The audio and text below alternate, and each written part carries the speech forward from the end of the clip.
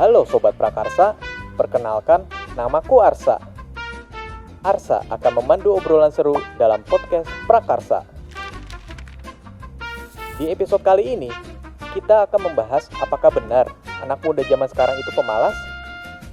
Untuk membahas topik ini, Arsa ditemenin dua orang hebat yang paham banget karakter Gen Z.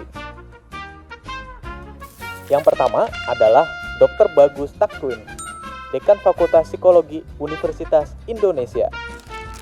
Yang kedua adalah Ranggas Laksmana, entrepreneur muda yang terkenal sebagai si Pangeran Jaksel. Halo Pak Bagus, hai Ranggas. Halo. Pasti Sobat Prakarsa penasaran ya, kenapa Ranggas bisa dijulukin Pangeran Jaksel? Boleh dong diceritakan? Penting ini karena Jaksel sekarang pusat dunia. Iya, terbuka Indonesia dan dunia. Oke, yang South menu dia sekarang. Siap. Jadi, ini tarik mundur deh ke 2018. Waktu zaman masuk kuliah. Kalau ditanya hobinya apa, saya tuh hobinya nongkrong, Pak. Nongkrong, bergaul. Cuman bahasa kerennya, biar keren lah ya, networking. Jadi zaman dulu 2018 tuh pertama kali bikin bisnis waktu itu bergerak di bidang F&B, tapi lebih ke nightlife atau night lifestyle. Waktu itu bikin sama partner kita bikin namanya Swill House. Swill House tuh lebih ke lounge, bar and resto yang terletaknya kebetulan di SCBD. Pusat kegaulan anak-anak Jakarta Selatan. Alhamdulillah sampai sekarang. Sekarang sekolah-sekolah juga pada buka praktek gitu. Jaksel. Jadi karena waktu itu masih duduk di bangku kuliah, waktu itu mungkin belum banyak teman-teman kuliah yang memberanikan diri untuk buka bisnis. Dan gitu buka bisnisnya lounge lah bisa dibilang. Udah gitu bukan SMBD gitu kan. Alhamdulillah waktu itu kesampaian bisa buka sama beberapa partner, which is partner tuh rata-rata juga jauh di atas saya umurnya. Karena buka itu akhirnya memang punya banyak temen juga. Mostly pokoknya datang tiap hari tuh pasti teman-teman lah, mulai dari yang influencer, selebriti, sampai yang non-influencer ataupun selebriti gitu. Karena orang-orang ngeliat kayak buset deh, ini si Ranggas temennya banyak banget gitu kan. Ibaratnya dari gaul abis. Iya, ibaratnya dari semua kalangan Anda nih, gila masih muda, udah gitu punya tempat lagi gitu kan. Akhirnya dijulukin lah sama teman-teman si Pangeran Jaksel gitu. Awalnya cheesy tapi lama boleh juga nih gue jadi peserta main-main. Kepake lah sampai sekarang gitu. Mulai dari situ akhirnya bikin beberapa bisnis juga. Dari Swill House tuh, dari F&B bikin Halo World. Halo World tuh lebih ke, kalau anak di sekarang bilangnya lebih ke creative experience marketing lah buat brand-brand lah. Namanya Halo ya. Namanya Halo. That's why kenapa namanya Halo, Pak. Jadi setiap kita bikin campaign sama brand, kita bisa bikin campaign yang sehalu mungkin yang orang tuh kayak, ini kepikiran aja lo gitu. Imajinatif kalau zaman saya dulu kan ya. Betul. Jadi pas Halo itu fenomena banyak teman-teman di luar sana pengen jadi influencer atau sudah jadi influencer. Mereka ini biasa kalau mereka lagi foto endorsement atau lagi foto personal content, mereka tuh banyak pergi ke kafe-kafe, bayar sekian rupiah, kemudian tapi spotnya paling cuma 1 atau 2 gitu, maksimum 3 spot foto lah. Atau bahkan lebih ekstrim lagi, mereka biasanya tuh ke luar negeri. Which is kan luar negeri kan murah gitu, mahal gitu kan. Mereka pokoknya pengen dapat konten yang bagus deh gitu. Akhirnya kita ngeliat fenomena itu. Pas itu di Amerika lagi viral Museum of Ice Cream. Sama di Tokyo itu ada tim lab yang temanya tuh lebih ke experiential installation lah. Akhirnya kita memberanikan diri buat bikin sendiri di Jakarta. Konsepnya sama, lebih ke one way entrance, tapi buat installation kita bilangnya waktu itu Instagramable exhibition Halo World kita bikin. Jadi buat teman-teman waktu itu, daripada lu bayar sekian tapi lu bisa dapet spot foto yang banyak gitu, lu serah deh lu mau konten kayak gimana pun, nih keluarin gaya lu gimana sih kalau mau jadi influencer, kayak gitu lah. Jadi kita bikin Halo World, makin orang-orang lihatnya kayak wah nih makin Pangeran Jaksel nih, bikin bisnis ada aja bikinnya Instagramable exhibition gitu. Baru habis itu pakai deh sampai sekarang tuh branding Pangeran Jaksel.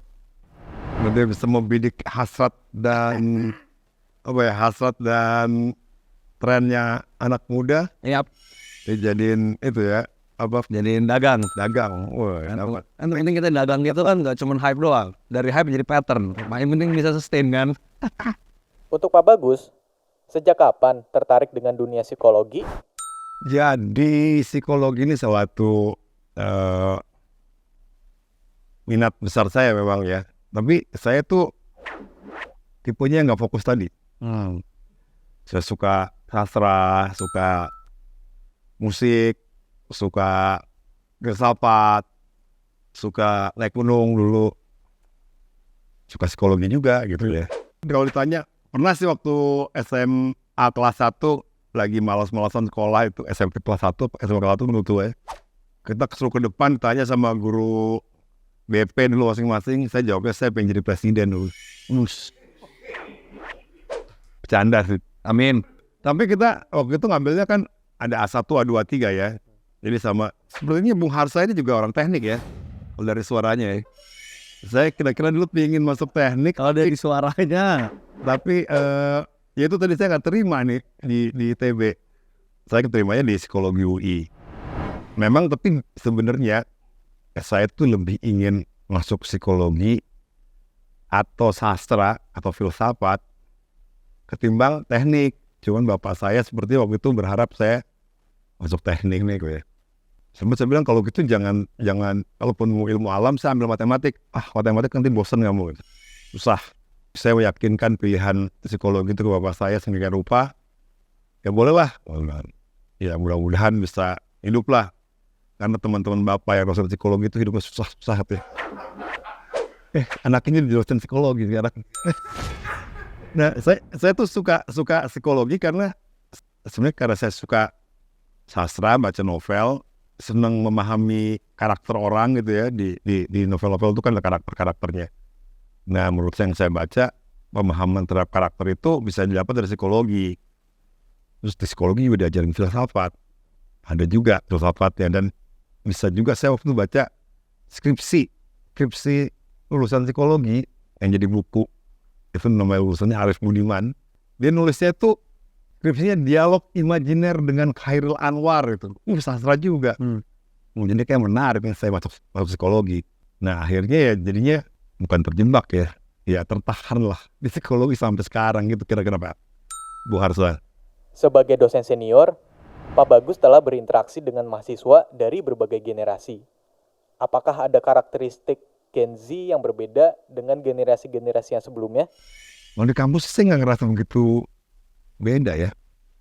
Mahasiswa zaman, saya kan ngajar mulai tahun 97 ya, 27 asisten, terus kemudian sampai 2000 jadi dosen tetapnya itu gak beda jauh sih mahasiswa ya.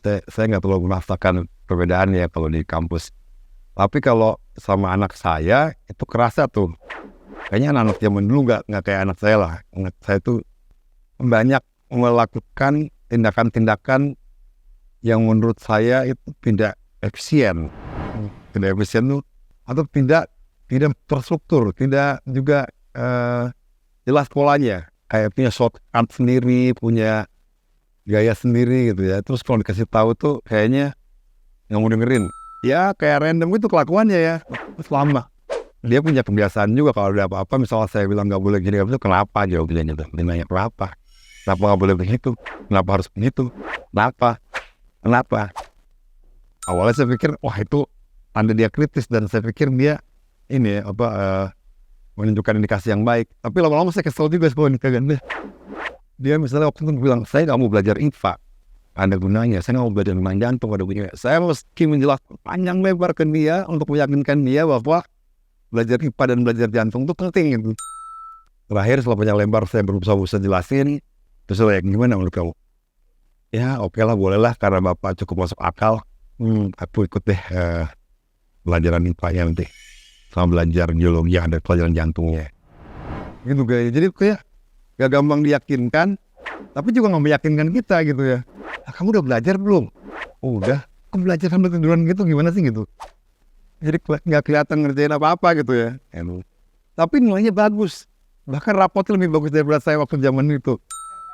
omnya yang suka ngomelin dia itu dulu. Waduh, jangan bilang ke istri saya, jangan tunjukin rapot gue ya. Gue udah ngomelin tuh anak, males rapot gue lebih jelek gitu.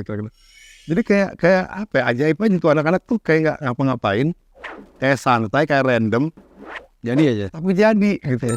Nah itu saya ngerasanya sama anak saya. Kalau sama mahasiswa sih di kuliah kan, mereka harus ikutin prosedur belajar yang jelas. Jadi kayaknya nggak, kita udah punya satu pakem yang cukup stabil. Jadi mereka ngikutin itu yang. Nggak tahu, saya udah lama juga nggak gaul. Dulu zamannya masih agak mudaan sih, saya sering nongkrong di kantin sama mahasiswa. Kalau sekarang agak jarang. Jadi nggak tahu persis kalau pergaulannya apakah berubah atau enggak. Saat ini ada anggapan, Gen Z itu pemalas, mager, atau maunya serba instan. Sebagai entrepreneur muda yang banyak bekerja dengan Gen Z, bagaimana Ranggas melihat karakter mereka? Kalau saya pribadi ya, kalau dari ya teman-teman sih ya nggak ada beda aja ya, mungkin karena ya temen gitu kan, ya nongkrong sih sebenarnya gitu-gitu aja lah ya, nggak ada yang membedakan gitu. Tapi mungkin yang agak membedakan ketika mungkin di pekerjaan kali ya, mungkin di beberapa perusahaan saya gitu yang kita hiring yang Gen Z gitu, ya perbedaannya mungkin sama kayak Bapak bilang gitu.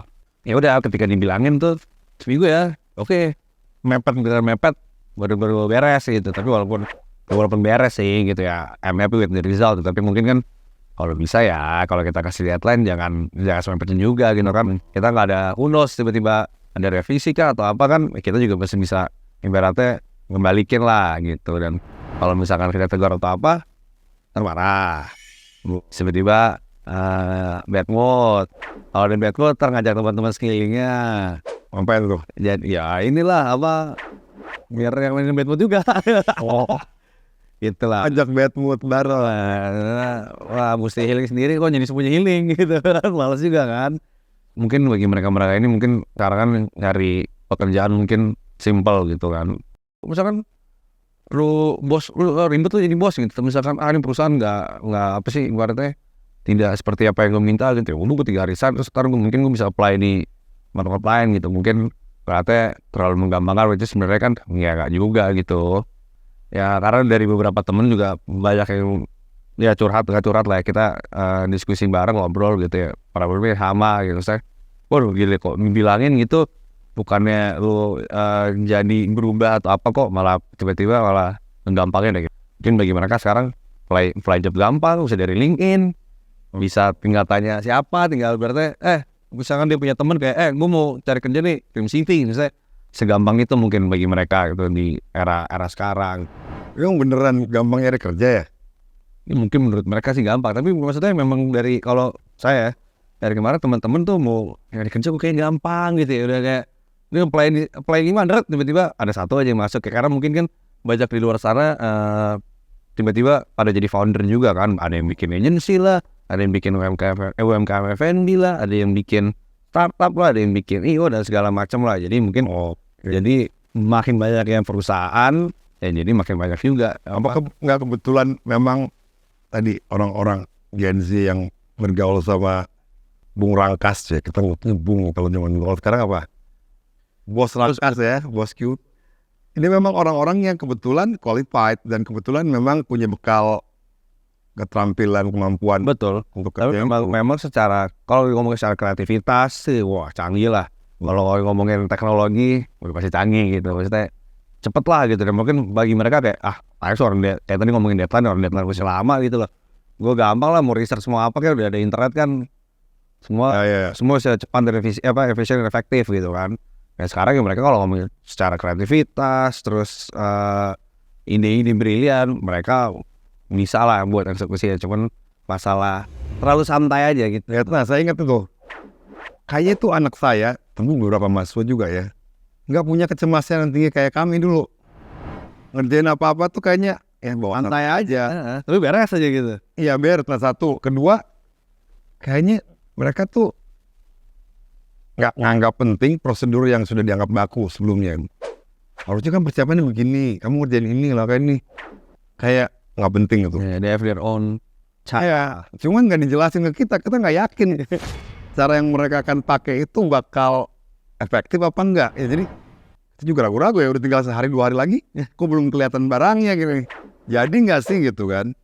Kalau dulu kan kita bisa lihat, oh dia lagi ngerjain ini, dia nyiapin ini langkah. Oh oke, kita bisa memprediksi, jadilah in deadline. Kalau sekarang kayaknya, waduh kita yang deg-degan dia Beres aja. kayak nggak ada. Ya itu terus dia masih sempat nyetel musik, Iya. nonton Netflix, scrolling TikTok dan sebagainya. Dulu bukannya waktunya dipakai buat ngerjain tugas, malah asik-asik sendiri. Ini buat apa? Beres juga ya. Beres. Buat nambahin ini bos, nambahin apa? Energi mental dia bilang gitu. Jadi kalau energi mentalnya kurang nanti gue nggak bisa ngerjain tugas ya gitu. Ada yang ngomong begitu ya. Jadi itu dua tuh nggak ada kecemasan, sama kayaknya nggak terpaku pada satu cara atau prosedur tertentu ya. Tapi jangan salah, nggak ada kecemasan itu bukan berarti nggak gampang terganggu secara mental. Secara mental mereka lebih sering ngerasa lebih terbebani atau apa gitu. Makanya mungkin tadi begitu hanya udah nggak nyaman, sedikit aja itu membebani buat mereka secara mental tuh. Udah gue cabut aja deh, resign. Jadi makanya dibilang kayak nggak tahan tekanan ya. Itu beneran nggak tahan tekanan atau mereka ngerasa ngapain gua nahan tekanan kalau ada kesempatan lain kerja, ada tempat lain buat menumpahkan. Nah itu perlu dicek karena di beberapa tempat juga ada yang secara psikologis juga punya masalah juga ada ya, karena tertekan sama kerjaan dan sebagainya. Kita mesti cek apakah betul dia tuh. Emang unik sih Gen Z ini, kayak mesti ada satu riset khusus ya. Lempeng. Karir nggak penting. Lempeng aja. Kayak itu bukan, aduh gimana nantinya ya. Kayaknya nantinya gimana. Bukan nantinya gimana, tapi gimana nanti aja gitu. Kesannya gitu. Ya gue bebas aja deh gitu. Jadi kita, kalau saya sebagai orang tua kan cemas, ntar kamu ngapain gitu. Dia ngeliatin kita tuh kayak, kenapa sih lo cemasin yang belum ada, kesannya gitu. Ya. Nah, dari sudut pandang psikologi, menurut Pak Bagus, kira-kira apa yang menyebabkan fenomena ini?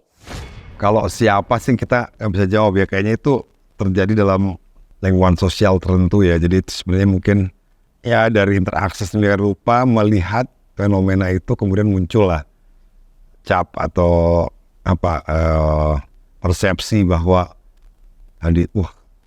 anak Gen Z ini kayaknya mager atau malas gitu ya. Tapi ini fenomena kan penampakan ya, yang nampak gitu ya.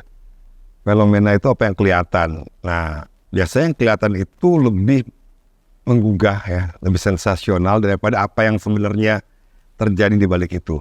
Saya setuju dengan Rangkas ya tadi bahwa ya memang ada, kita lihat fenomenanya anak muda generasi Z yang mager atau terlihat malas ya. Tapi juga banyak yang luar biasa prestasinya. Misalnya di Fakultas Psikologi UI juga ada beberapa alumninya yang umurnya juga masih 20-an itu. Ya seperti yang dibilang tadi, masuk ke rankingan orang-orang berhasil di dunia itu yang di bawah 30 itu juga masuk beberapa gitu. Jadi kita lihat prestasi itu prestasi yang sangat bagus yang nggak dicapai oleh generasi sebelumnya. Dan yang punya startup, punya misalnya aplikasi-aplikasi konsultasi online atau bagaimana menangani masalah-masalah psikologis pakai aplikasi yang digital, yang baru. Itu ya anak-anak muda itu, anak-anak generasi Z, yang tua-tua enggak. Dan kalau kita lihat, kalau hitung klien mereka banyak banget. Yang nggak kebayang saya waktu pas pertama kali lulus, praktek psikologi bakal punya klien sebanyak itu, nggak kebayang.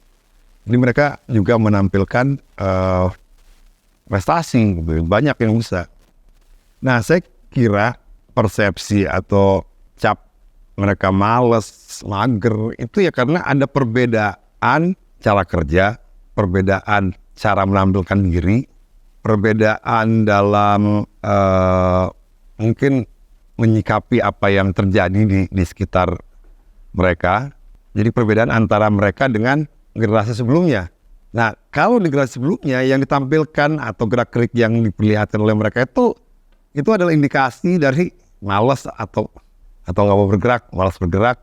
Tapi kalau mereka mungkin itu indikasi dari mereka berpikir, refleksi, menghitung-hitung, menimbang-nimbang, menemukan langkah atau cara yang efektif sehingga nggak usah banyak boros tenaga gitu. Mungkin begitu ya.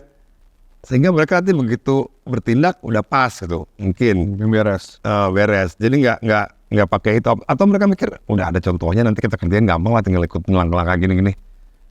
Yang kayak gitu mungkin kalau sama generasi yang lebih tua dilihatnya kok malas, kok nggak mau gerak, kok kayaknya apa ya posisinya tuh di situ-situ terus nggak ada perubahan gitu. Nah, mungkin perbedaan itu yang kemudian membuat mereka dicap malas. Ditambah, saya pernah sampaikan juga ini, ditambah mungkin orang-orang generasi sebelumnya itu yang membandingkan generasi Z ini dengan generasi mereka dengan kerangka pikir yang nggak pas lah gitu. Misalnya kayak saya pernah bilang, saya ngelihat anak-anak mahasiswa Gen Z ini kok kayaknya papernya jelek-jelek nih, bahasa Indonesia nggak bagus. Ya pokoknya logikanya juga masih berantakan. Beda dengan zaman saya. Saya ngingetnya kerjaan saya bagus gitu ya.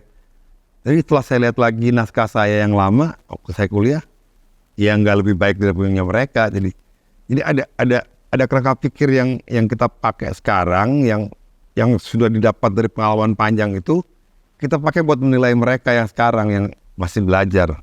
Nah, pakai kerangka pikir yang sekarang seolah-olah mereka nggak bagus lah kerjaannya. Padahal sebenarnya untuk masanya, untuk umurnya udah bagus banget mereka dibandingkan dengan masa saya misalnya waktu seumur mereka. Jadi itu makin memperbesar gitu perbedaan sehingga makin mendorong orang yang lebih tua mencap mereka mager atau malas. Kalau boleh Arsa simpulkan, berarti ada semacam miskomunikasi yang menyebabkan generasi sebelumnya kurang memahami cara kerja, karakter, dan nilai-nilai generasi Z. Jadi mungkin masalahnya yang mudanya juga generasi Z-nya nggak berusaha untuk membuat orang tuanya paham atau generasi yang sebelumnya paham, nggak mau peduliin, nggak terlalu empati, minta dimengerti di sisi lain.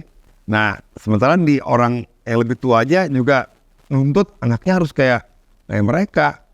Yang muda ini harus kayak mereka gitu. Jadi itu juga sebenarnya menurut saya itu peran dua pihak ya. Jadi bukan cuma tidak paham yang tua, yang muda juga banyak yang nggak ngasih kesempatan untuk orang tua ini paham. Kalau mereka bisa komunikasi dengan baik, interaksi dengan baik, kerja sama dengan baik, saya kira itu hasil bakal lebih baik dan pemahaman satu sama lain akan lebih baik, terbangun dengan lebih jelas, lebih lengkap. Itu kira-kira. Nah, kita ke Ranggas sebagai perwakilan generasi muda. Apakah ada kendala dalam komunikasi dengan orang tua? Kalau ke bokap nyokap sih sejujurnya ya jadi orang yang terbuka aja sih. Maksudnya selalu cerita apa yang lagi dikerjakan, terus memang maksudnya ya lebih biasa sih kalau ngobrol sama mereka terbuka soal buat pekerjaan lah gitu. Sama apa yang lagi dikerjain, terus next step mau lagi pengen kerjain apa, atau misalkan lagi kepikiran pengen buka usaha apa lagi, atau cerita juga nih lagi ditawarin ada teman ngajak bisnis ini itu, selalu minta pendapat lah pada intinya lah gitu. Karena kan mereka kan ngeliat sosok orang tua kan pengalamannya panjang gitu, apalagi kalau ngomongin sama bokap gitu masih satu dunia gitu, sama di dunia bisnis gitu, korporat, perusahaan. Jadi ya udah paling bener pasti konsolnya ke beliau lah gitu. Jadi ya selalu menjadi orang yang terbuka lah intinya gitu lah, gak pernah ada yang ditutupin gitu. Toh maksudnya buat apa juga tutupin kan, apalagi kan sektornya sama, terus yang dikerjain juga sama, masih ya bisnis lah intinya gitu. Jadi ya gak pernah ditutupin lah gitu. Pasti orang pertama yang saya cari gitu kalau misalkan ada apa-apa pasti ke bokap dulu. Bukan pacar ya? Bukan, bokap dulu.